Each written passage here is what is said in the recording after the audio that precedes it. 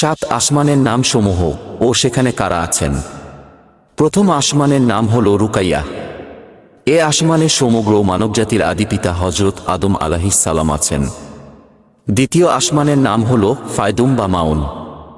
এ আসমানে হজরত ইয়াহিয়া আলাইহিস সালাম ও খ্রিস্টান সম্প্রদায়ের প্রবর্তক হজরত ঈসা আলাইহিস সালাম আছেন। তৃতীয় আসমানের নাম হল মালাকুত বা হারিজুন। এ আসমানে হজরত ইউসুফ আলাইহিস সালাম আছেন। চতুর্থ আসমানের নাম হল জাহিরা।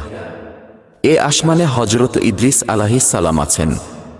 পঞ্চম আসমানের নাম হল মুজাইনা বা মুসাহারাত।